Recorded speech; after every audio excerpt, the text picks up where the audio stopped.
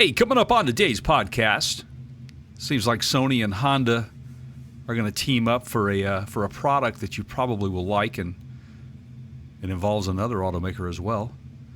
And our good friends over at Bugatti are going to offer something with 2 wheels instead of 4 wheels. We'll get into a little bit about that. A new baby Jeep. I don't even like the name of that, but whatever. Seems like there's a new little critter going to be running around maybe next year. Speaking of Jeep and Stellantis seems to not be too immune to the layoffs as well. The workforce is giving them a little trouble. All in the midst of how car loans have reached an all-time high for the payment, that is. And the Chinese have apparently banned Tesla from a certain town. All that coming up right after this.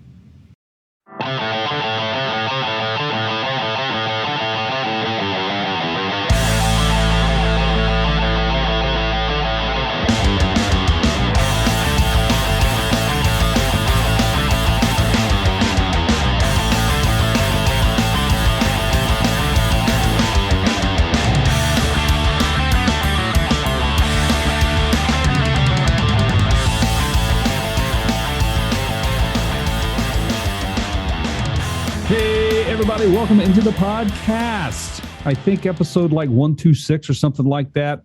I got my good friend and co-host Keith over there with a little special guest over there. Hey, Sideshot, how are you, pal? Hi, I'm good. How are you? Good. Welcome back, man. It's been a while. It would have been funnier if you'd have just went straight to him and ignored me, but yeah. Well, I kind of did, Yeah. Good to have you back, man. So you're out of school? Yeah. Awesome, man. I'm kind of out of school too, He's a good interview. He's going to give you like one-word answers. Yeah. Yeah, I like Fine. that. That's easy. Fine. Yeah. Well, he's got a lot to look forward to soon, so there you go. Several months off and gets to spend it with you guys. So there you go. So 2 things. Hey, everybody. Hey, everybody. Good to talk to you all, and you as well, Jay. If You as we well. make it through this podcast without one of the 2 of us slapping the other one, Sideshot here, me, or without him pushing a button and crashing the show, it will be a miracle. See, it's already game on. Did you see that? That's okay. You're the one over there antagonizing. So there you go. I see this on camera. Most of you out there in our audience, in our podcast audience, are not seeing the shenanigans that tend to go on with these 2. It just kind of happens. It's just the way it works. I got a pretty good dang old idea what's going on. I tell you what, man. Yeah, but I tell you what, man. Come on, let's tell you what. It's lower for you, but I've had to dial it down, or it comes into the actual. Oh, that's cool. So It's I can hear it just fine. It's good. I love to get our Boomhauer shout outs. Good stuff, man. Whoa, we've got a busy schedule, both of us. I've been traveling. You're going to be traveling. You got some remote locations that you're going to be hopefully chatting with me. You're going to be out on assignment, which is going to be fun for you and the rest of the folks in your crew. Yeah, I don't mind saying we're going to Yosemite. Yeah. Hope to be there next week. Hope to make it through the Bay Area without getting mugged or peed on. Yeah, that would be ideal. We're going to do some, hope to spend Independence Day watching fireworks over the San Francisco Bay. And, great. Go before the fires start. Yeah, right. Yeah, right. Yeah. And so speaking of that, I think that you're gonna really enjoy it because the West Coast has been kind of cool, kind of wet. We are just now experiencing a little warmer weather. The weather outlook for the next 15 days looks to be dry for us, which is not good, but we've had an abnormally wet winter and spring. Right. In fact, I traveled over the pass over to the lovely little town of Winthrop and Twisp over in eastern Washington. Sounds like a candy bar. Yeah. Well, it's actually, it is a candy bar for those who like to have beers. So lots of beers over in that area. That is in the Methow Valley. Beautiful part of this state. So you have to go over the Cascade Loop over Washington Pass which is right around 6,000 feet, and there was still a ton of snow up there. They barely got the roads cleared. They did in late May, but then they got more snow, so we couldn't go then. So we were kind of a makeup trip. That's why we went, and it was kind of cool. It was good, fun. I think we'll be on the southern side of that Cascade Range also towards the end. We're going to spend a couple days at Crater Lake.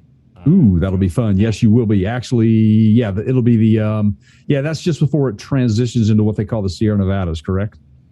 Beer. What? Beer, yeah. Yeah, right. I think so, Don't, yeah. Okay, I'll take beer names for 500, Alex. Right, yeah. Yeah.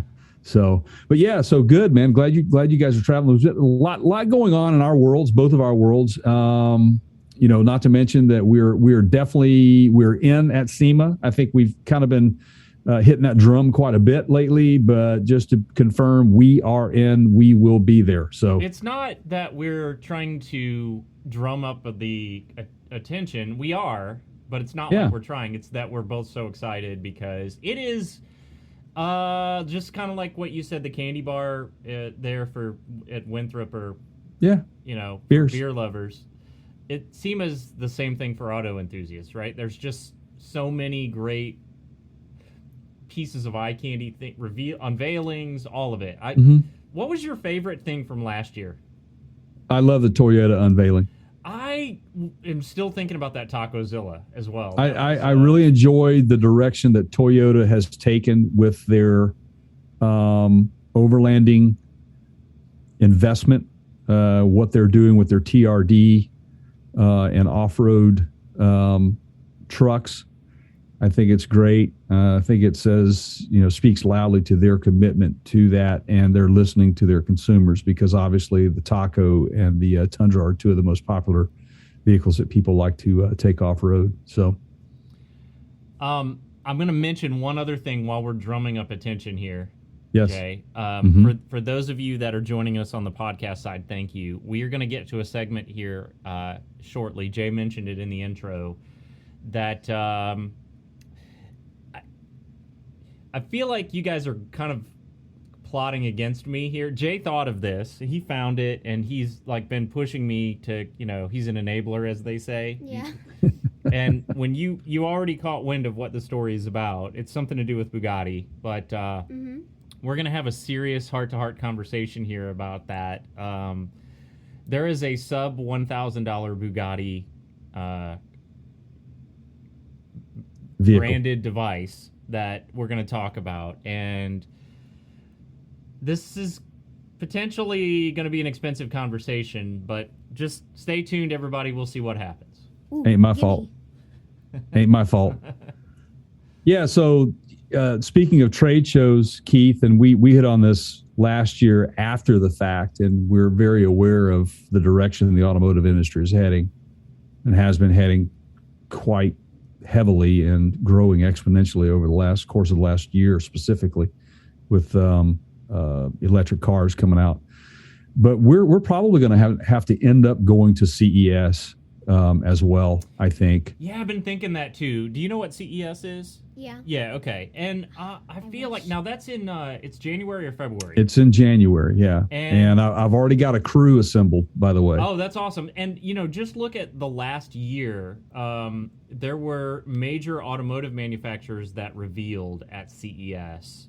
Correct, and that's kind of probably part of the reason you're suggesting it. Yeah, I think that, and it's just what we're going to get into. We're going to be discussing here momentarily. You'll understand that connection, the relationship that I'm trying to bring forth here and kind of frame for you guys out there, our listeners. First of all, before we start getting into this stuff, I'd like to take a second to thank everybody out there who's been listening to us. It means the world to us. We really appreciate it. This is really great therapy for Keith and I. We love talking this stuff, and we also enjoy just doing this stuff together. We have a blast with it. But thank you guys so much. We're growing. If you are not, by chance, subscribe to our podcast, you can go to partskinddaguru.com. Hit the podcast links. We're over on Spotify, Apple Podcast, Google Podcast, you name it. We're on every single platform out there. There's probably some we're missing, but we'll get to those too. So I'm going to sweeten the pot a little bit, Jay. Do that. little play on words here. Remember this, everybody. I'm going to sweeten the pot. Okay. All right. So we're trying something. We haven't done this in a while. We're going to start doing more of these, and there's a couple reasons for that. We've got a web store that's about to go online. Did you know that? No. Okay. Well, look at Nobody that. told He's like, me. ooh, Great. merch, right? We've got some stuff as we've been partnering with some affiliates that we have just product to give away. So we're going to do some of that. So this one is going to be aimed at our podcast audience. So here's what you do, everybody. You're going to probably see a clip of this or an audio clip of this somewhere on social media because Jay's real good about that. And we use a service to do that. What's it? Audio Burst, whatever. Yeah, audio burst. Yeah. And so here's what you can do to be entered to win. No purchase necessary. Got a product here. Again, going to sweeten the pot. This is for all you. It's really more of a man gift, but you know, if you're one of the ladies listening, you want to give it, or give it for yourself. Jay, have you heard of Poo-Pourri? I have. I own some myself. So we're big fans. This is a set of Poo-Pourri. It's called the Master Craftsman. Oh my, that's awesome. Comes in a little, for those of you listening, it comes in a little faux toolbox. It's got 2 or 3 bottles in it. It's got some little travel bottles that you can take with you, and dang it, man, am I excluded from the contest? Well, you know, if I see the like TV movie, if Jean-Luc Picard signs up 5 or 6 times, you're going to be outed. I could have used that just this morning, actually. Here's what you do, everybody. Just respond on the social media where you see this clip or listen to this clip, and go over to our website, partscounterguru.com. Sign up for the podcast. Subscribe to our podcast. There's every link under the sun out there from Apple Podcast, Google, Spotify, you name it. We have a podcast tab at the top of our website, again, partscounterguru.com. And just come back to social media, leave us a note, tell us you subscribed, and we'll pick a winner. And you'll get the Master Craftsman Poo-Pourri set. We'll send it out to you. And that's essential, man. I Especially did say when you're sweetening the pot, did I not? You did say sweetening the pot, and when you're RVing, and you're in an RV in kind of closed quarters, this is going to come in really handy for you. It's holding tank friendly, by the way. Yeah. Yep. You know what I rate this? Mwah. I love it. So that's fantastic. And again, to reiterate to everybody, thank you so much. If you are subscribed, if you're not, please make sure you do. Head on over to youtube.com/Parts Counter Gurus and get subscribed to our YouTube channel. We are we're very close to hitting another milestone. And this is so fun to watch, the exponential growth that we have going on our YouTube channel.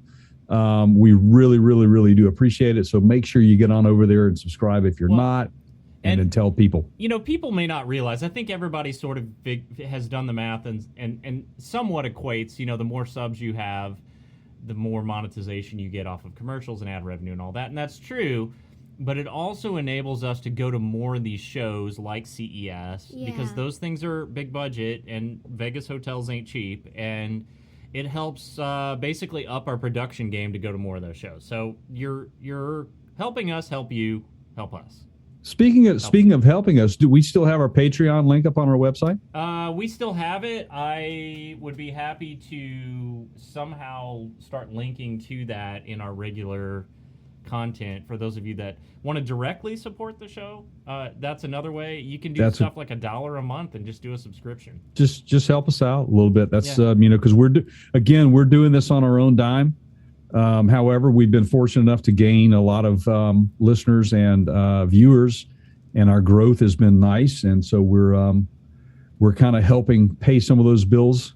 But we want to go further. We want to get deeper. We'd like to go to Germany, go to Automechanica or somewhere like that, and bring you that live coverage someday. So hopefully that can happen.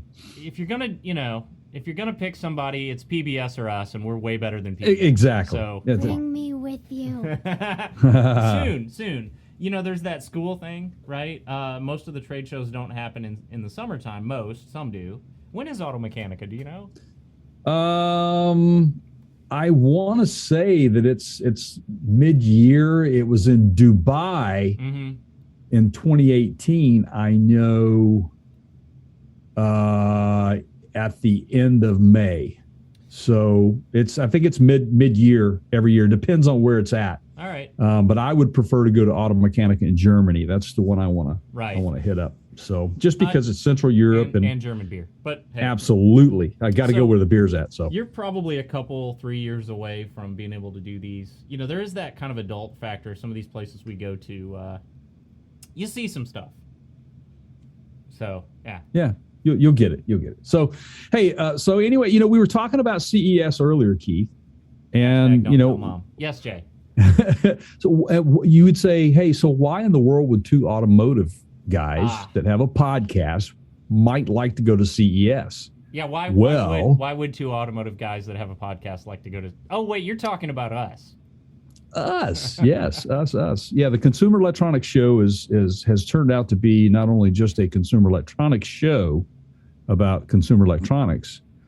The direction the automotive industry has gone into over the last 5 years heavily has revealed to most everyone out there the need for mobilization of electronics, having that interaction with your vehicle. As we all know, we all have cell phones that will connect directly via the onboard systems so that you can add your contacts, call people while you're driving hands-free, listen to music, whatever. Maybe you got a couple of kids in the back on video that are streaming videos back there. Side shot just got a new piece of tech yesterday. Want to hold it up for the camera? Oh, yeah. There it is. I can actually put a link to this. Hold it right in front of my face. There you go. Perfect. Yeah. There we go. That's good. That's good content creation. Is that a Fitbit? It is. Yeah. Nice. He worked for it. He more or less bought it, paid for it with his own earned funds. And we weren't ready for a 12-year-old to go full on Apple Watch yet. But yeah, Fitbit's good. Yeah, we can put a link to it. It's the one review that he read that I would just take issue with is they didn't mention that there's a little bit of a kid restriction on it that you have to kind of figure out a way around. I think you're going to have that on just about any device that might interact with, say, some socials, or if there's data required to personalize your usage. So it makes sense. We watch that closely. We're not the Wild West here in this house with right. Anyway, your mobile connected life, Jay. Back to you and CES. Yeah, back. So here we go. And Keith and I discussed this, and you guys can go back to our channel over on YouTube at youtube.com/Parts Kind of Guru and take a look at that video. We talked about Sony and their involvement a few years ago, or a couple of years ago, where they made an announcement they were going to be coming out with a vehicle. And they did bring out a couple of years ago at CES, I think it was their SV01 or something like that, was the first prototype of their, the Vision S EV. Yeah. And then now there's the Vision S02. That was the 01. This is the 02 that they just announced. But the bigger part of this story is not that Sony is dipping their toes into the pool of electric vehicles. It's who they're partnering up with. Honda and Sony have partnered up, and they will be producing electric vehicles in a joint venture. And this makes total sense, Keith. Absolute total sense. We said this I was like many times. The last podcast, I think we were talking about Honda and how they've kind of fallen behind a little bit in the electrification mobility game. You know, they don't have EVs. They don't have they don't have a hat to throw in the ring against, say, a Tesla, right? That's right. They don't. And look, Sony doesn't. They don't know how to build cars. That's not their forte. Okay, they, I'm sure, can gain the technology and the knowledge through trial and error on their own if they want to do that. And I think they've tried some of that. But as we have reported on in the past, Ford and GM have partnered with others for that electronic connectivity, the software side of that industry going into these things, and even hardware in a lot of cases. Right. Sony is big into the visual aspect, as we all know. So they're heavy into LiDAR and all of these visual sensors. So it's a no-brainer for Honda to say, okay, sure, Sony, we'll help you get your car off the assembly line if you help us get our car off the assembly line. But there's a third player in this.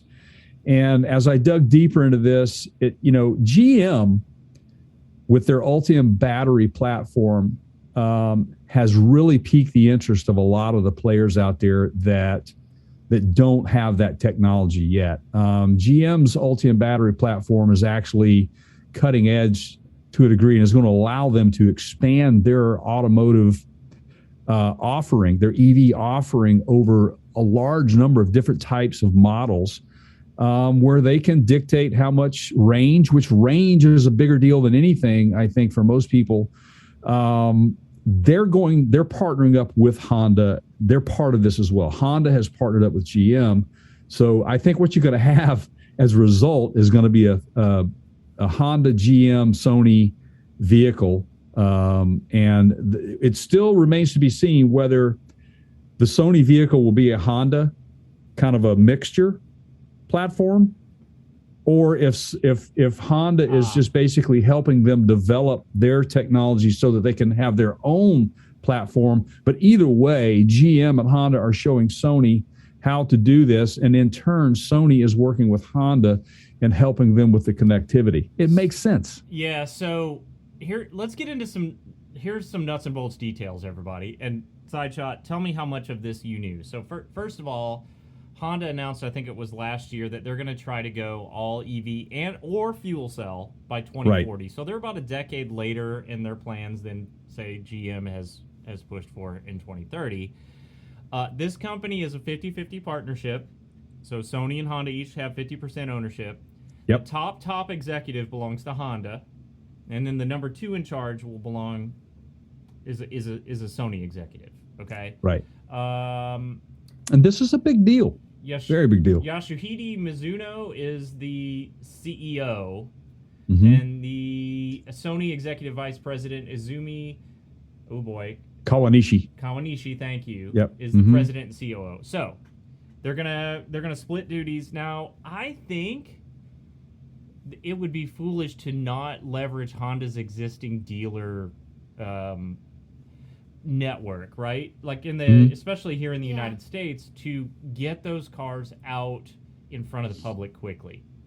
Sure, and I think that's something that we are noticing with a lot of these startup companies, where they're partnering up with existing platform developers to where they can get to the market quickly. Otherwise, it would be years before they could get out there and potentially not even make it to the market. Yeah. And this is, man. There's so much that that I'm fascinated by. I'm very curious to see how this is going to play out in terms of, there's been lots of attempted partnerships by large corporations that have existed independently for a long time that have not gone well because these guys can't get along. They can't play nice together.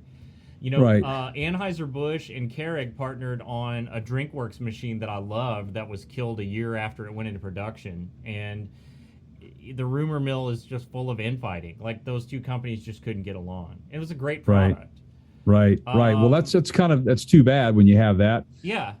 Unlike where the price demands whether it will sell or not. Also, I think we've run into that with some technology in the past where the equipment was fantastic. You turned me on to it. It was an audio device that you and I both loved. It was a Bluetooth type device. Yeah. Sony's got the electronics manufacturing experience in place, and they can help keep those electrical components manufacturing and production costs down for Honda. And they already have the tooling and the development skills in that sector of the industry that they can quickly test and put to test and then bring to market, because they already have the equipment, the technology, and the brains behind it in order to go quickly to market. And so here we were 2 years ago going, where's Honda and Toyota and all this stuff? Well, they've been kind of smart, sitting back, watching everybody else make knee-jerk moves. And speaking of one being Lordstown, we can't go without bringing up Lordstown, that has yet to bring an electric truck to the market. I wish them well. And if Lordstown fans, if you guys are listening, if you got some info on what's going on, let me know, and we'll definitely talk about it. But as of late, I haven't heard anything. Jay. Yes. First commercial EV production truck. I'm not sure where you're getting your information. Well, that's Rivian. That's Rivian, man. No, Lordstown said it was them. I don't think so, pal. Matter of fact, they wouldn't lie about that. The Cybertruck, as lagging as they have been in this, still may beat Lordstown. they still may beat Lordstown, based on what Elon has said lately. Wouldn't it be interesting if Honda has knowledge of something in the works at Sony right now that is a second generation power platform, like a solid state battery platform or something like that, and they've said together, let's produce this in a Honda branded vehicle. Right. All the while using the GM Ultium battery platform to build their EVs. They ramp up their next Correct. gen whatever, right? And, and like I said, with what GM is doing, they can wirelessly manage those battery cells in a manner that even Tesla can't do right now, when they're limited to their capacity. So I do think that GM has certainly come out smelling like roses when it comes to the battery platform, because range is the only thing I think people seem to kind of want to get hooked up on. Range, and weight, all those sorts of things. Right. And, stuff like that. And it's going to come out. We say it time and time and again, the battery technology that we are talking about today is going to be different even in 6 months from now. Guarantee you that. Make sure you come back and subscribe to this channel to listen to that We Told You So video when that comes out, right? Yep. So, I feel like it. I feel it coming. So congrats to Sony for finally getting their toes in the pool.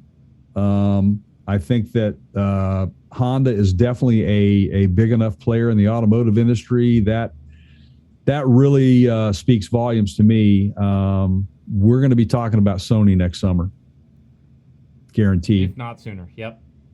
So there you go. Wow, just so much to talk about, Keith. I tell you, side shot. There's always automotive news. Yeah. And even Bugatti, even being the VIP vehicle that they are, they still get a lot of press coverage. The average person cannot afford one of those things. No. This segment, you guys, is just going to be, it might be the most painful video segment I've ever done. Okay, so go ahead and just put that on record. Yeah, okay. Well, let's just get right to it. You ready? Sure. But it'll work. Have you revealed it yet? He's looking at a picture of it right here, sort of. Okay, He's looking at the headline. So the news story is, and if you're a Costco member, this will be very useful to you. So pay attention, Costco members. Bugatti now has a two-wheeled, run-flat tires scooter that has the Bugatti name on it. Bugatti has authorized it and are allowing Costco to sell this through their chain of warehouse stores out there. And you can get this thing for as little as $920. What do you think about that? Bugatti scooter. He's looking at pictures of it here. It looks like I can see it in three different colors. Half and half. You want to go? See? Yeah. I knew we're not even 2 minutes into this, and the negotiations have started. Right. There's a few colors. There's red, but there's agile blue and silver, but it's only on BugattiScootersNA.com website, and it's $1,200 over there for getting it directly from Bugatti. And I think that's kind of a planned thing by Bugatti. Yeah, it's a special, right? Absolutely. give Costco their now I will say this. I've been into Costco and I look for a display and I do not see any on display yet. It'd be shipping only. Now, as I go and look at their website right now, it is not on Costco's website. No, it's interesting. I don't know where this is going to go. We're going to find that link and we're going to put that link on there. But anyway, it says it no longer is Bugatti strictly for millionaires. Oh, no, just found it. Did you? Yeah, move your hand, Side Shot. I see. $919. Wait, everybody. Oh, now this is weird. But it includes shipping and handling too. By the way, click on the link though, and then okay. Let me try to do a better job of explaining this. I can say this. You click on the little picture of the scooter with like the name under it. It's in the search results. Yes, when you search for it and when you click on it, you know how it's supposed to bring up maybe more pictures of it and details and options and buy now or add to cart or whatever. It's just like, this product does not exist. Yeah, so pretty good observer. So we're going to have to get back to that.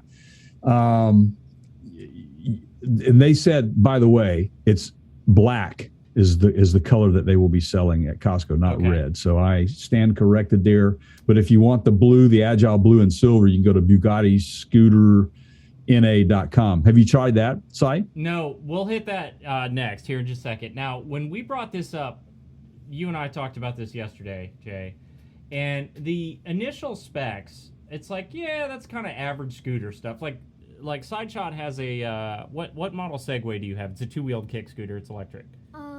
It's like, it's a nice one. It was a Christmas. It's like a Segway 9-bot, like 7 or 9. It's got cruise control. It's got it's a really high end. Like you can change all the lights and make it disco ball underneath. But it's not a Bugatti.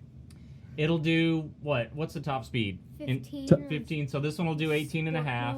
Yep. Range is about the same as yours, although you can strap an extra battery on. Is this correct on the weight though, Keith? It says the frame is made from a magnesium alloy and has a maximum weight capacity of 242 pounds. Yeah, and it only weighs 35 pounds. Is that right? Yeah, that's right. That's about average for most of them. Now, and it folds up just like everything else. Seems like where this is ridiculously cool is number one, those run flat tires that you mentioned. Although I don't know how you're going to source those after you go through your first pair. Somebody's got to make them. I'm sure. And then Bugatti. The projected logo on the ground in LED lighting, where it projects the Bugatti logo behind you. That's awesome. That's ridiculous. It is. And you get 20 to 25 miles range out of this thing. Is that about? I mean, is that about average? It's about 5 miles further than most. But again, like on his Segway, if you strap on a second battery pack, you'll get 40 miles. So I do love though how the rear end of this thing, the tail light, it looks like a Bugatti. It's awesome. I love how they took that, and then of course they're showing the 3 different colors here: the Agile blue and the silver and the black. So I'm now on that Bugatti website that you sent me to. It's got a lot of more details. It's got It has a bell. It has a safety bell, little ding ding bell. It's a 10.4 amp hour, 36 volt lithium ion battery. Do they have the option to buy it here though? I don't see that. So this may be coming soon. I mean, it's clearly either about to be for sale or they're just out of stock. Yeah. Regardless of that, folks, if you want to get one of these for yourself or just to say you've got a Bugatti, which that's probably what I would do. I would probably buy one of these. I just got a Bugatti just to have that, and then when someone comes over, I show them my scooter. Yeah. But we'll make sure that we have some links, some active links that are working, and where you can go buy that. Now remember, you have to be a Costco member to buy from Costco online. So that is a annual membership fee if you're not already. You'd be crazy not to have a Costco membership. Right. Anyway. And we did confirm here that you can get it from Bugatti. on Right. that website that we'll put a link to. But it, like Jay said, it's $1,200, so it's Yeah, quite a bit so it's- more it's than more. the Bit more, cost yeah. price, right? Yeah. Yeah, but wouldn't you like to have a invoice from Bugatti for your Bugatti instead of a Costco? I mean, just kind of, I'd pay $300 for that. Hey, everybody, please make sure you subscribe to the program so that we can go out and no. We'll do a review on it, so just please Yeah, subscribe. sure. Yeah. Yeah, we'll do a review on it. So I don't know when you're getting that side shot, but it sounds like you're getting it. Oh no, there would be no. Now let me ask you a question. Man, he's already like at my heels all the time for my e-bike. I'm not saying we would do this, but if we were to go after one of these, would you be willing to sell your Segway? Mm-hmm. No, he's not even hesitating, man. It's a Bugatti. And surrender partial ownership, so we would have to share it. Yeah. That means you would technically not own one. You would not be 100% owner of any scooter anymore. Well, who said I had to sell the other one? I'm just theoretically asking. Hey, Stradman, just wait, buddy. We're gonna have. You pull up next to yeah. Yeah. There you go. We'll do a Stradman video. What do you think? Pull up. We'll next reach to him out. with the scooter with the helmet. Yeah, we'll on. reach out to him, see if we can do that. Little Yeah. bike bell. Yeah, sure. Yeah, we'll get the Stradman. Stradman, by the way, if you want to come onto our show, we'd love to have you, man. So make sure you reach out to us at partscounterguru.com. We would love to talk to you. We'll be at SEMA, so come by and see us. We saw your car last year, so there you go. Wow. So that's cool. I'd love to have a Bugatti.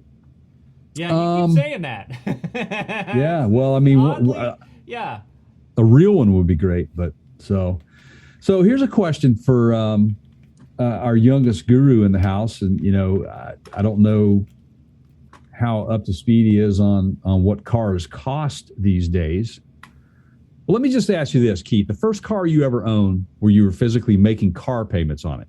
Yeah, that's What was your- important clarification? Okay. Right. So what did you pay?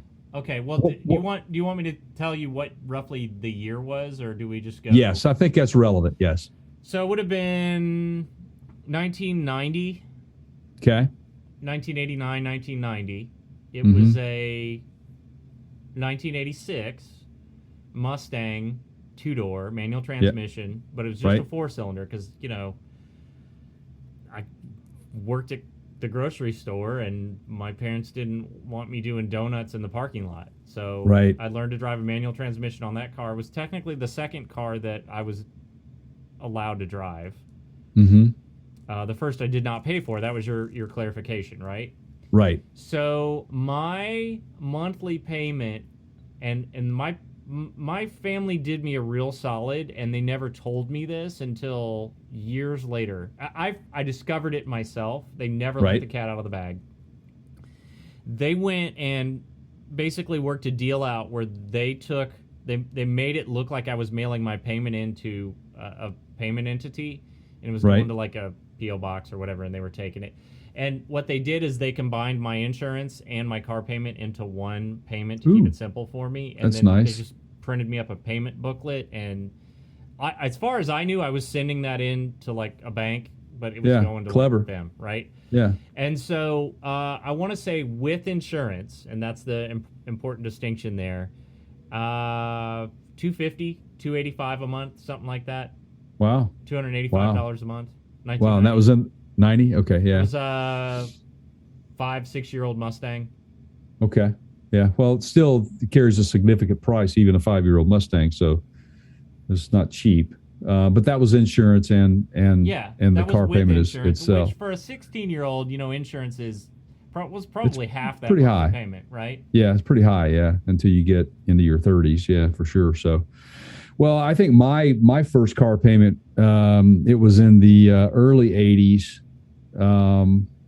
and it was not an insurance. I didn't have an insurance payment included, and it was a brand new vehicle. Matter of fact, it was an 80 model. Suzuki Sidekick.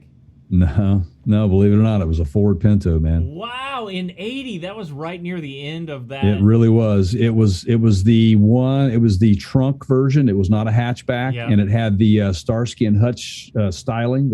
Yeah. Like I remember those. Yeah. Yeah, it was a nice ride for what it was. But I think my monthly payment on that was around $120 a month. Okay. For a brand new car. Yeah. I don't know how much my dad helped me with down payment, but he got it to a manageable car payment for me. I mean, it wasn't. I mean, $120 a month in 1980. That's still a lot of money. Yeah.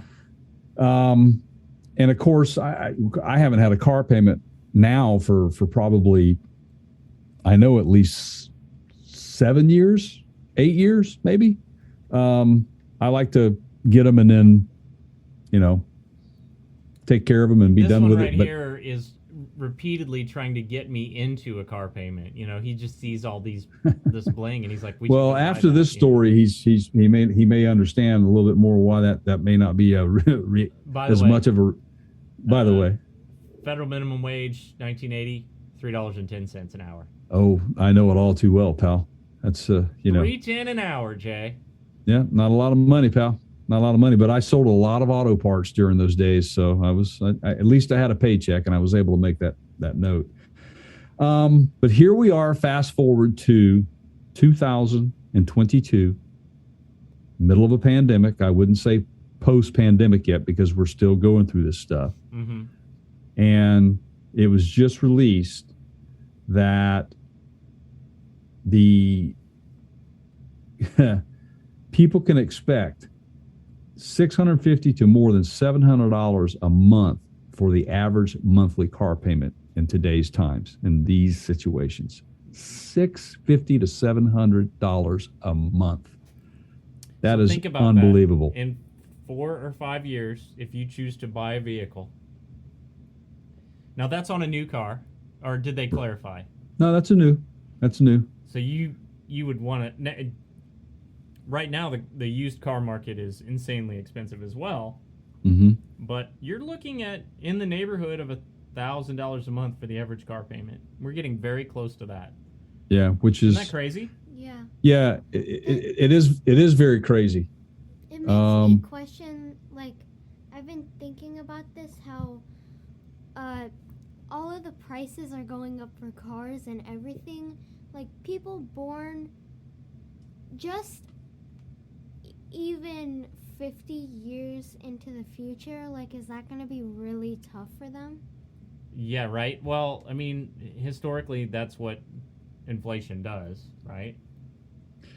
I think the remedy to that, and this is where I'm going with this story, because it's very important, understanding how inflation has affected this. You've got the pandemic, you've got supply shortages. The average cost to build a vehicle has got to be astronomical. I had heard that the Mustang Mach-E, for example, Ford is losing money selling those things. Mm-hmm. We know that Rivian raised their prices to future purchasers. They had a lot of backlash because they were going to raise them on current reservation holders. And RJ Scaringe took a lot of flack over that and decided to back off on that, but did say that all newer vehicles from heretofore would cost more. Well, they don't have a choice. I mean, everything is impacted by supply right now. Right. And even if it's not, I know this so well in the RV industry, like they're refusing to even give me a ballpark price now. No. On the one that I put an order in for in November of 2021, which still has not started production. Right. Well, as of June 15, by the way, Tesla has raised their prices once again. And I think this will be the third price increase in this calendar year. They increased their prices across their entire lineup, with the Model X going for as much as $6,000 more than it was 2 months ago. That's pretty significant. These are supply costs. These are passing it on. These are handling. You got to know that there's increases in shipping. There's increases in tariffs, taxes. Of course, fuel prices have increased so much. So transportation, shipping, et cetera, like I said. All these things are factoring into this. And then, of course, the feds they increased the interest rate.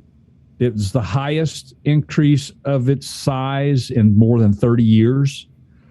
All of this is factoring in. And here's where I'm going to take this. How do you remedy that? How do you make it affordable for people to own their own vehicle? What is going on here? I look at, is this a push towards getting people to more of a public mass transportation? Well, but it's happening in more than just the auto industry, you know? I mean, it's happening on food. It's happening on consumer goods across the board, right? It is. It is everything. And it bothers me because vehicles... Are you going conspiracy theory? Are you about to go... Well, to me, okay, right. Well, I mean, I'm just saying it bothers me because vehicles are, to some people, their livelihood, period. Oh, delivery, yeah. Absolutely. Right? Or just some people they can't afford to live in the city, so they live an hour and a half away and they commute in. But my point is that, we've got all these, folks that are talking about, environmental issues and all these things and the big push for electric vehicles. And then all of a sudden you've got all these high increases in price and, the wage gap is no longer there. It's not there with the price increases. You see what I'm saying? That bothers me. And I just wonder where we're going with public transportation. Do we in fact have the infrastructure to handle what's coming down the pike with this? I would answer that no, resoundingly no, and you already know that. Not in most major cities. There are some cities that handle it better than others, and he loves those cities. Washington, D.C. with the Metro line, but cities like Nashville, it's a hot mess, and they've toyed with the idea for years, and you know this very well, Jay. They basically, it would bankrupt them, even more bankrupt than they already are, right, to go down that road in Nashville. So, by the way, everyone, if you're considering moving to Nashville, we're closed. It's a dumpster fire. Move along. Stop moving in here, people. So, absolutely. Now, the silver lining here is the Model Plaid for both the Model X and S, the Plaid package, I should say, right, has not increased in price yet. So best go buy in the top end at this point, right? Yeah, absolutely. It's the X, S, Y, and 3 that have all increased. So, but hey, the same story, which broke just recently. Yeah. It said the after-hours trading of Tesla stock was up nearly 6%. The stock price is up, right? So here we go, right? So this has become a dangerous game. Yes, it has. And hence you have the Fed trying to stop inflation, and I'm nervous. Are you nervous? Oh, I'm absolutely 100% nervous. My advice to anyone out there, if you can, become debt-free. Bottom line, if you have the ability to be able to move through life paying cash for things, that's your answer through this problem that we have right now. Don't go into super big debt. I feel so sorry for people that are looking for homes right now. The effect there is just, first of all, there's no inventory. And then when you find one, the price has exploded so much due to the demand. It's that people are playing a little bit here, but it's still out of control. Right. Hey, look, that's why they call us the gurus, man. We're going to steer you down the right path, man. So. And you want to keep the Tesla conversation going for hey, look, I found this to be very interesting. So you have heard us many times. You've heard me say this when we're not recording, just in our personal lives, that I am not a huge fan of a lot of the social media platforms and the devices that encourage eavesdropping. Now, we have some of those. We own some of those. Apple kind of is one of the more famous front runners in trying to. They take more steps to protect your privacy than most. Yeah. Not saying they're perfect, but they do make an effort, right? And we all know, and Jay and I have talked about it many times on the show, they're all listening. They're all listening. I mean, Jay will have a conversation at home, and the next, time he's on his phone, he's getting an ad for whatever he just talked about, right? So, I mean, they're all listening, and we all know it. And if you don't know it, But who seems to be listening the most? Well, Google? I think it's all. You're talking about which company? Or which part of the world? I think it's all about monetization of the end user, the clicker, the person tapping through, right? Absolutely, it is. It's data. Who can leverage that? It's the bottom line. It's data mining. It is targeting specific groups for monetization, and that's it. How do you do that? You listen in on what you watch their clicks, you follow them. That's why now, when you're browsing, you have the option to agree to cookies or not agree to cookies or agree to select cookies. All that is designed to improve, they tell you, to improve their ability to get you the information that you're looking for. However, the end result is not only does it give them the information that they need for that specific site, it gives them the information to target you for other like sites. In many cases, and we've talked about this in the past, did you know that you could go to a website, SideShot, and accept cookies for that website? Okay, let's say you go to schmooze.com. I'm just making something up here. Okay. You leave that website and then you go over to walmart.com or amazon.com. The first site that you visited that you allowed those cookies to be basically installed in your browser's tracking code, they can follow you after you leave their website and see what you buy on a competitor's website. Wow. So Yes. Once you're gone from the website that you gave consent to install those cookies aren't dead. They continue to follow you. That's right. That's crazy. It's pretty dirty Now, politics, yeah. the other thing to that is the location service is part of that as well, Right. where they say they want to help improve. If you let us know where you're at, we can tell you what stores around you have that. But what that also does is it gives them a demographic Right. look into what you're looking at and your age, and all that stuff plays into this stuff. This is so important. So what we're getting at is this, is that while we know this is going on, they're listening, they're watching, China is very aware as well. And China has officially banned Teslas for 2 months from a town outside of Beijing that hosts their secretive Chinese leadership meetings and gatherings. It says starting on July 1, Tesla vehicles will be banned from the area. A local police official told Reuters this, by the way. This is a Reuters story. The official did not provide an official reason for the decision to ban the American vehicles, but did say that it concerned national affairs. Okay. Tons What of does microphones in those cars, right? cameras? There's cameras everywhere. There's microphones in it. There's probably recordation devices that Black box. we are not even aware of as consumers that are on there.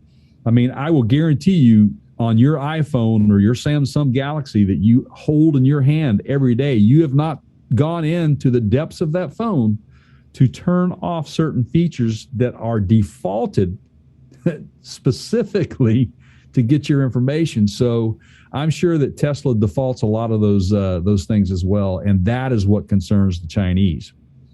So what is the name of that town? The name of that town is Bidai. Bidai. It's outside of Beijing. So it sounds like they're having a summit. Oh yeah, they have summits. Nah, we'll let it go. They said that the Chinese government does not normally announce the dates of its conclave. Mm-hmm. The closed-door meetings in which senior government leaders discuss personal moves and policy ideas does normally take place in the summer months in the city, which is a beach resort to the east of Beijing. Okay.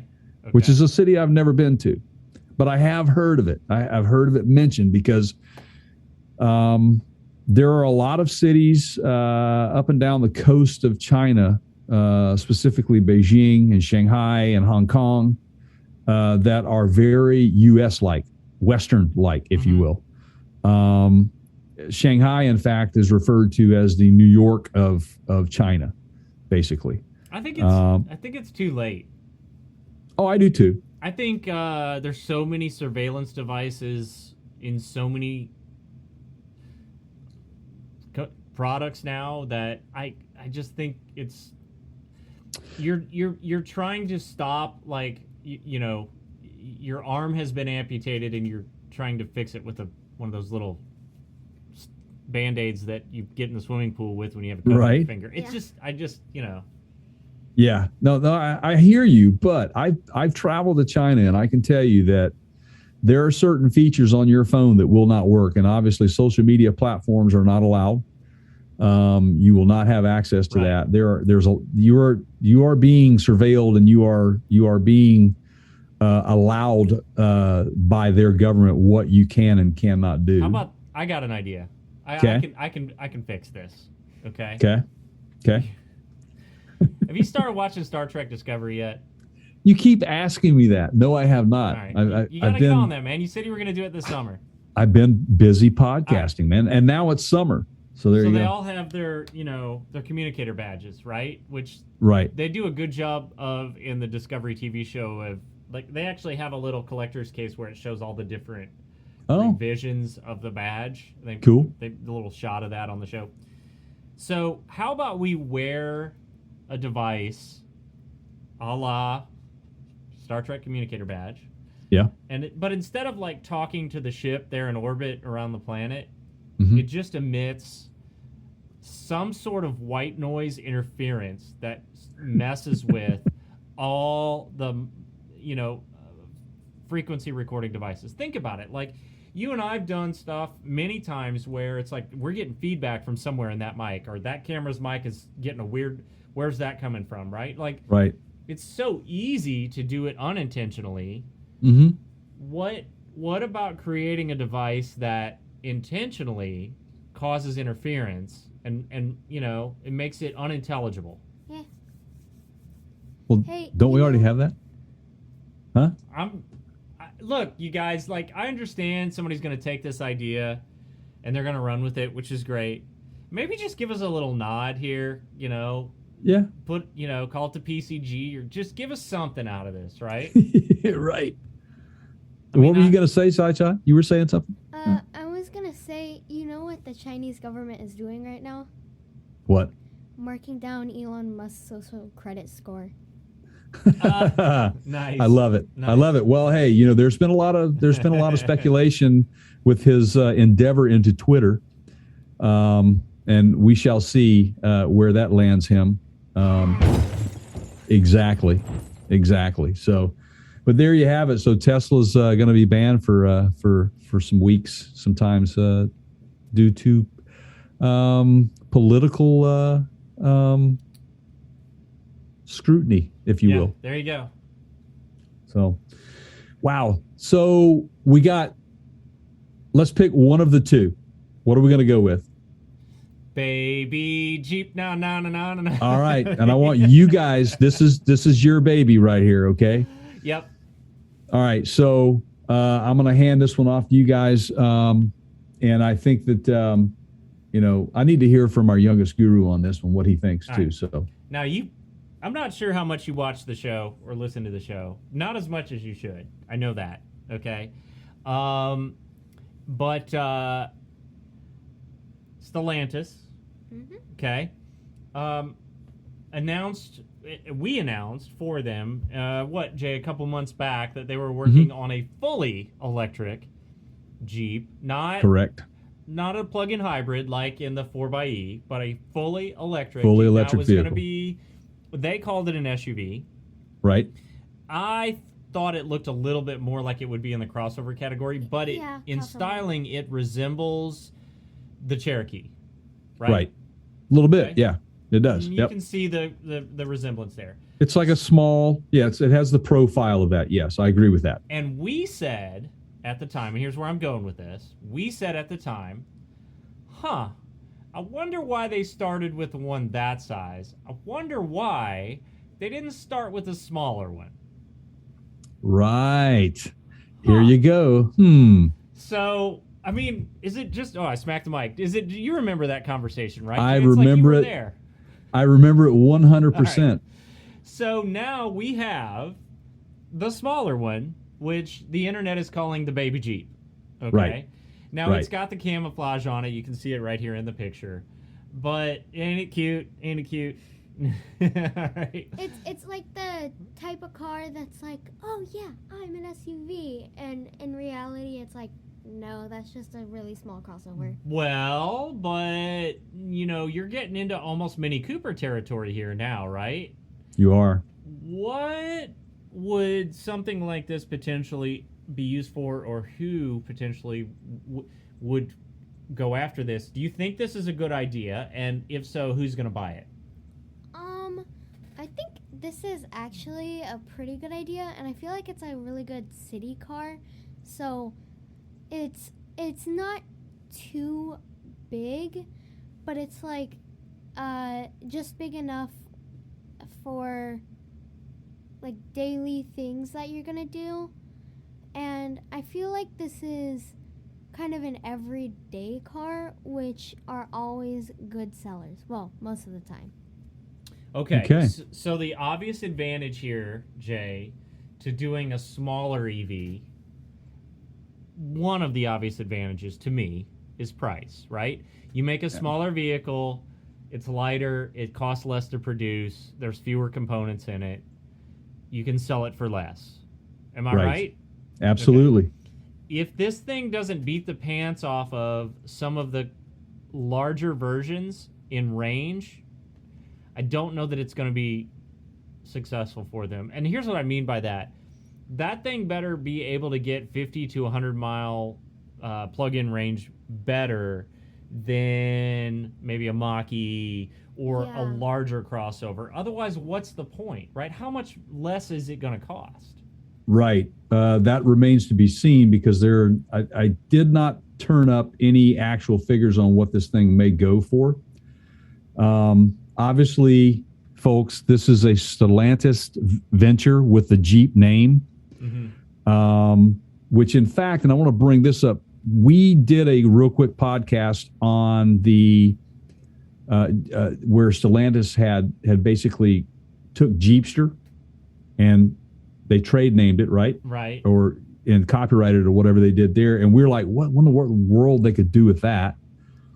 And is this the BMW 1 Series, like commonly referred to as the poor man's BMW? It's like you can get a Jeep, you can get an electric Jeep on the cheap, and here's what it is. Do you think that's what they're going to leverage the name? I think so, but you're talking. You've got three players here. You've got remember who Stellantis is, who's under that nameplate. You kind of wonder what Fiat's going to be used for, because it ain't working in the States. You got to wonder what Peugeot will never happen in the U.S. This has the Jeep front end. You wouldn't call it a Fiat with that front end, right? That's correct. But what they do go on to say is that Stellantis has used some of the Peugeot features, the Opel Mocha.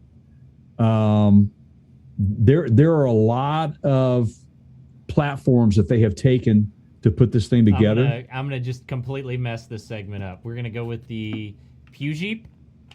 The Jeep. I like Jeepo, it. The Jeepo. Jopel. The Jokel. This is gonna get crazy. The Jeepel. I'm trying to combine Fiat with, hey, everybody, leave us a comment. Give us some ideas here. Exactly. I like Jeepot? that. I like The feet. The Feep. The Feep. The Feep. There you go. I like it. The Feep. So, and again, when I look at this thing, and I think that Sideshot had mentioned this, what it looks like. It looks like it's small enough And obviously, and again, let me just make this very clear, folks. Right now, Stellantis has no intention, or Jeep has no intention of selling this in the U.S. This but is you can't. That's, I mean, right now. Yeah, that's Apple saying we're not going to tell you it exists until we tell you it exists, right? Right. They're gonna try this thing out in the European market first, which makes sense on size. And you were saying size. How does this play into? Why is this important as an all-electric Jeep? What's the point here? But I'm telling you, if it takes off, less than a year later, they've got a U.S. version. Oh, they will. It'll happen. But that market is going to set the bar for us. And, there's a lot of Jeep lovers in Europe, man. I think it's a good marketing plan for them on this thing, and I think they'll sell a ton of them. It looks pretty good. I did notice that the traditional fuel door, which is typically on those things, it's on the driver's side rear quarter panel. Right. It's in that same spot. Yes. So that interesting. I always go to that when we start talking about electrified vehicles. It's like, where did they put the plug, right? Right. Look, the Jeep Renegade lights, man. It looks like the Jeep Renegade tail lights on there. Mm-hmm. I mean, there's so many features that they're using taken from that. Euro Jeep? Yeah. Euro Jeep. That's it. It's exactly what it is. I mean, to me, that really looks... It doesn't look so much like a Jeep. It looks like a Peugeot.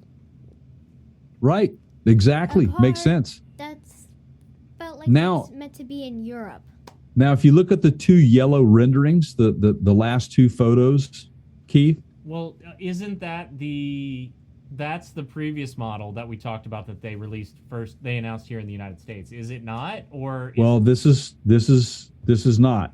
Okay. That's a different version. Okay.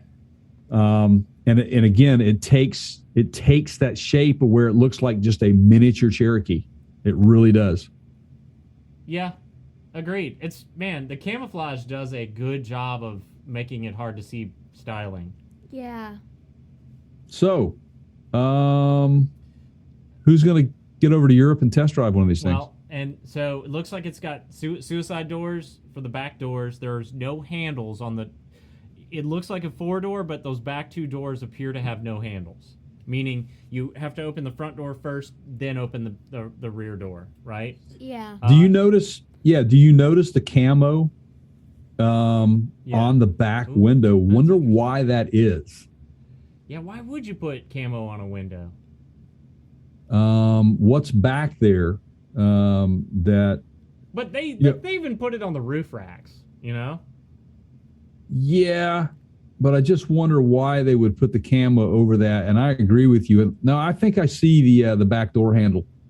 Yeah, it's up behind it's on the upper middle of the window. Yeah, we found it. You see it? Yeah. It's up in the window glass area in the corner. That's odd. It's like what's like the Juke. How many how do I you open know this what? door? How am I going to get that? How do you open this back door?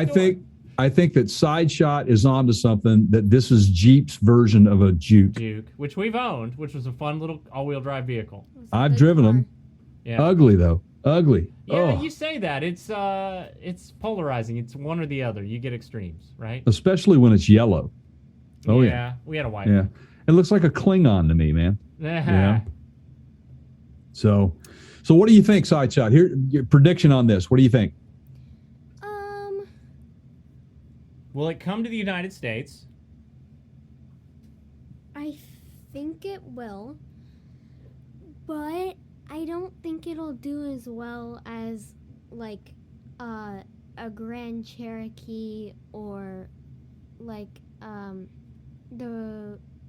some of the other really off-roady Jeeps, because that's what Jeep is known for. Right. Here. And yeah, here. But I kind of don't think many people would go to Jeep for like a more compact car or like a smaller crossover. Yeah. Well, I see that. Yeah. In most places here in the United States, we have gas at nearing $5 a gallon now. So yeah. Who knows what the next 6 months is going to bring? $6. Yeah. I think that's where the electric vehicle segment is going to thrive, Right. is in the short range vehicles, Yeah. the cheaper short range vehicles, because there's so many more people working remotely. They don't have to travel those great distances. Keep a gasoline engine vehicle in your fleet for home for that, and then keep the other one you for give this for thing commuting. 400 miles of range, you knock it out of the park. Yeah. Yeah. Well, That would do great. yeah. Well, there's some things that Stellantis is working on in That's Europe. what's in that backseat, Jay. It's just a big battery bank. Well, it could be. Now, remember, didn't Stellantis come out where they have put the charging capabilities actually in the highway, in the road? Remember, we did a segment on induction, right? Yeah, exactly. In Europe, So yeah, we'll see where that leads. Maybe this is part of that, where they're testing the waters there. But Stellantis is also one of those manufacturers that says that the industry's demands to produce EVs is just not logical. from a cost perspective. From a cost perspective, Right. right? So we shall see how this pans out. So there you have it, the new baby Jeep, or what we think they're going to be calling Yeah. the Jeepster, or what you called a Feep. So it's a half Fiat, half Jeep, a Feep. The jury's out, everybody. Again, leave us a comment. Let us know. You probably come up with something better than we did. A Peugeot Jeep, a Peep. Jeepo. I like a Peep. I can't wait to see the thumbnail on this one. Oh yeah, the Peeps. Well, and if you Jeep. put a yellow duck peep in there, man, it would be fine. There you go. You could put Wow. those little bubble things on the dash. It's a little Peep. Right. There you go, man. There you go. So there you have it, man. What a good selection of different material for today. Some different information. Hey, folks, we got to tell you, if you're not subscribed to the show, you're missing out. Hey, seriously. If the ratings drop for this one, the kid never comes back. Everybody, make sure you're subscribed. The kid gets it. He gets the axe. But I can hear him over there going, but I still get the Bugatti, right? Yeah. Yeah. So anyway, hey, everybody, thank you for listening to our show today. We would love to have you as a permanent member of our audience. Make sure you do that by going to partscounterguru.com. And then when you're there, make sure you click the podcast links and go down there and subscribe to your favorite, platform. I'm a Spotify guy. I like Spotify. I like Apple Podcasts. So either one would be fine with me. But whatever your choice is, please just make sure you subscribe. And thanks for helping us for doing that. Feel free to leave us, a little something on the Patreon page there that helps us continue to do this stuff. Make sure you go over to youtube.com/Parts Counter Gurus for any of the video segments that come out of this thing. And what color do they have to change that button to, Sideshot? Gray, from red to gray. Correct. And if they'll ring that bell, or click that bell, I should say, then you will be notified when any of these video segments come out. You can also follow us on our social media platforms, which is over on Facebook. We're at facebook.com/Parts Counter Gurus. We're on Instagram.com/The Parts Counter Gurus. We are also on Twitter. We're pretty active over there. So make sure you check us out. Our handle over there is @TheCounterShow. And that is the show that you're watching today. And thanks so much for watching and or listening. And we appreciate it so much. I've got a public service announcement here. Okay. And this is something different, but I think it's for a good cause. And Sideshot just pitched this to. I knew about it before he pitched it to me. Okay. And if you didn't know about it, you might learn something. He's going to put a little bit of pressure on me because now it means we have to get this podcast out before Independence Day. But I think we're going to be able to do that anyway. Okay. So I'm going to set this up, but I'm going to let you explain it. So get ready to do that. Yeah. And I think there's more upside than downside in this experiment. It is not a political experiment, but it is something that I feel like if there's a chance it could work, why not? And so right. this is coming from the kid, everybody. This is not Jay or I. He has a request to make. You want to explain what the premise of this, of what's going on? He's seen this a lot on social media lately. I will tell you. Okay. So they are planning to. You'll probably have a couple days if you see this in time. a lot of people are planning on it's like a boycott, not buying gas from July 3rd through 5th, 3 days. If you can not buy gas, there are a lot of people trying to see if that will bring the price down. And I think there could be a good chance if a lot of people share this, tell your friends, like go tell everybody if you think it's a good idea. I think it could work. So make sure you tell everybody about it, and it's just the concept is do not buy gas from July 3rd through 5th. So did you know about this, Jay? I did not know about Okay. that. This is good. So now you're going to see it everywhere. That it's kind of like that word you've heard, and you're like, oh, Right. everybody's using that word. It's Right. been circulating. There is basically a premise that it will impact sales by the petroleum companies enough that they will knock Bring the those price prices down. right? Yeah. And Yeah. I've heard speculation around this in years past, but I don't know. So, basically, he's not saying you can't put gas in your vehicle. I think what they're asking is, and what Sideshot's asking is, do it the day before. Yeah. Right. If you gas up once a week or twice a week, try not to fuel up the 3rd, 4th, or 5th. And then we'll look at the stats. We'll see. It'll be on the news 2 days later, There and you go. we'll see the success of that. So that's a good. I like it. I'll be part of that. I will not buy gas. I will make sure that I have my gas before those 2 days. It's your responsibility in our family to remind us of that, because we will be traveling and we'll need to make sure we're gassed up. And everybody, you're welcome to share this notion. I'm sure we can do a little clip segment Yeah. of this or whatever, and tell them the kid sent you. Yeah, make sure you tell everybody, even though you may not like it, your friends may like it, or your parents may like it, like anything, even though you may be like, oh, What this if is I a want bad gas idea. to get to $10 a gallon? Then I should go buy gas, right? On the 4th? I'm just kidding. Keep buying those EVs. That gas will Yeah. keep going up. Yeah. All right, thanks. That's the gist of it, right? Yep. Okay. So 3 days without gas. And those days, All right. one more time are? July 3rd, 4th, and 5th. Got it. Okay. All right, done. All right. So that's the show for today, right, Jay? That's Anything it, man. Yeah. All right. I thought No, so. we're- Just making sure. Yeah, we've touched on it all. Again, another exciting week in the automotive world Woohoo! and beyond. So Maybe as you're listening to this, everybody, thank you again for making us a part of your regular lives. We are going to probably have a little vacation breaky. And Jay's pumping out some videos. We may not have another podcast for a week or two after this one. And just know that doesn't mean we don't love you. It just means we're out exploring. So, that means we're human and we Yeah. need a break. Yeah. So Yeah. there you go. Okay. Until next time, whenever that is, that's my pal Jay over there. That's Sideshot over there. Boy, this is getting weird. Just got caught in the middle of an intersection, as usual. I'm Keith. Words from Mark Twain. The secret of success is to make your vocation a vacation. Ah. I almost made that sound like an audio glitch, didn't I? Oh, you did? Yeah. I like it though. Like Wayne's World in the drive-thru. All right, everybody. Thank you again. We'll see you next time.